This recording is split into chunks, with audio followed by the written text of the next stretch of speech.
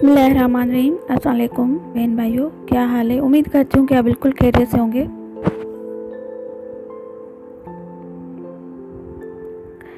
आज मैं इस बात पे टॉपिक पे बात करूँगी कि काफ़ी लोगों को ये शिकायत रहती है कि हमें शैतानी वसवसे ज़्यादा आ रहे हैं, या हमारा नमाज के लिए दिल नहीं कर रहा, कुरान पढ़ने को दिल नहीं कर रहा,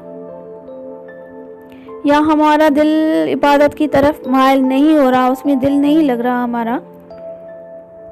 तो क्या वजह है ये? तो ये काफ़ी औरतें कहती हैं कि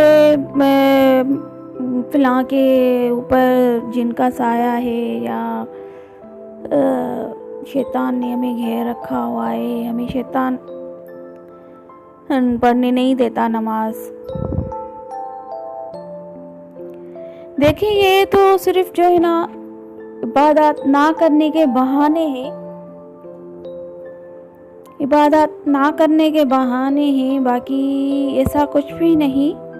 अपने हाथ में ही अल्लाह ताला ने इंसान को दो रास्ते दिखाए हैं और कुरान पाक में वाज़ेह करके बताया है कि ये रास्ता जन्नत की तरफ जाता है और ये रास्ता जन्नत की तरफ जाता है। अब हम पे डिपेंड करता है कि हम कौन सा रास्ता अपनाते हैं।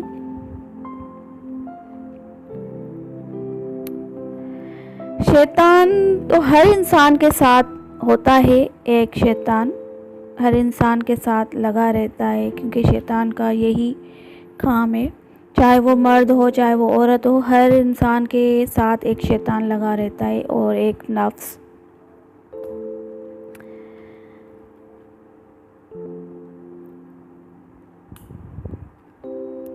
इंसान एक तो बहुत जल्दबाज है, उसको बहुत जल्दी होती है हर मामले में, और दूसरे ये कि इंसान शिर्क को बहुत ज़्यादा पसंद करता है और शिर्क को ऐसे मांगता है जैसे खैर।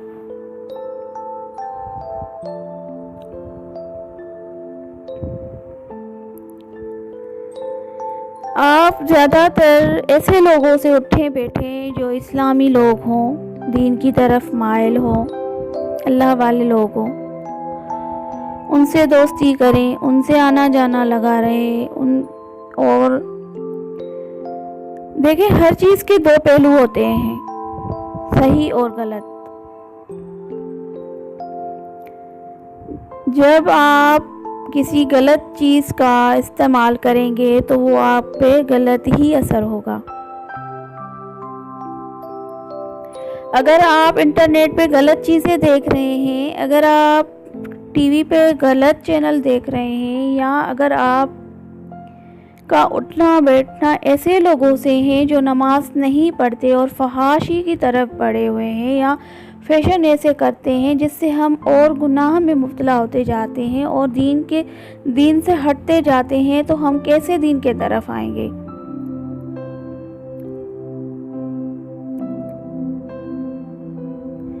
और घर में ऐसी तस्वीर ना लगाएं जिनसे फरिश्ते दाखिल नहीं होते, क्योंकि आप सल्लल्लाहु अलैहि वसल्लम ने भी इस चीज़ से मना फरमाई है कि जानदार लोगों की तस्वीरें ना लगाएं घर में, चाहे वो इंसानों की हो, चाहे वो जानवरों की हो, चाहे वो परिंदों की। ऐसी तस्वीर लगाने से घर में फरिश्ते नहीं होते और रहमत नहीं होती है इस घर में। फिर उसी वजह से तंगी हो जाती है, लड़ाई झगड़े आम हो जाते हैं घर में और इंसान दीन से हटता जाता है।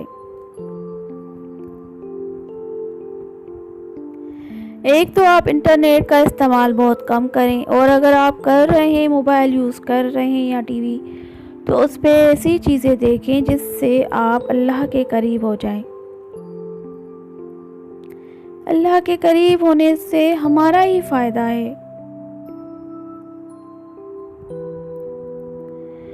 और औरतों के लिए मैं कहूँगी कि खुद को ऐसे कपड़े ना पहनाएं, ऐसे कपड़ों से परहेज़ करें जिससे हमारा पूरा जिस्म नज़र आता है। यानी कपड़ों से के होने के बावजूद भी हमारा जिस्म नज़र आता है। अगर बाहर निकलें तो इस्लामी पर्दा करके निकलें, ताकि गैर मर्द की नज़र ना पड़े हमारे जिस्म पे।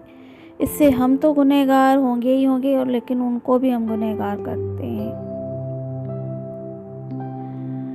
और दूसरा ये कि अच्छे लोगों से साथ उठना बैठना करें, बुरी सोहबत से बचें, अपने बच्चों को भी बचाएं बुरी सोहबत से और अच्छा इंसान बनने की कोशिश करें। जब आप अच्छी चीज़ें देखेंगे नेट पे, मोबाइल पे, टीवी पे, तो आप पे अच्छा असर पड़ेगा। आप खुद ब खुद दीन की तरफ आएंगी, आपका दिल लगेगा कुरान में और नमाज में। ये तो एक बहाना है, शैतान तो बरगिलाता है, लेकिन शैतान को इतनी ताकत नहीं दी अल्लाह ताला ने। अल्लाह ने कहा है कि जो मेरे बंदे होंगे वो खुद ही मेरी तरफ आएंगे, लेकिन जो शैतान के दोस्त होंगे वही शैतान के कहने पे आएंगे। हर इंसान शैतान के, देखें, हर इंसान के पीछे शैतान लगा हुआ है, लेकिन सब इंसान शैतान की तरफ नहीं है। कितने लोग हैं जो दीनदार हैं, जो अल्लाह की तरफ रुजू किए हुए हैं, जो अल्लाह के दोस्त हैं, जो अल्लाह से जुड़ गए हैं, जो अल्लाह की रज़ा के लिए करते हैं, सब चीज़ अल्लाह की रज़ा के लिए करते हैं। क्या उनके पीछे शैतान नहीं है? क्या उनके पीछे नफ्स नहीं है? हर इंसान के पीछे नफ्स है। आप ऐसे काम करें जो अल्लाह को पसंद आए, अल्लाह के रसूल को पसंद आए। अच्छाई के काम करें, सदका करें, खैर करें, खैरात करें, फी सबीलिल्लाह करें।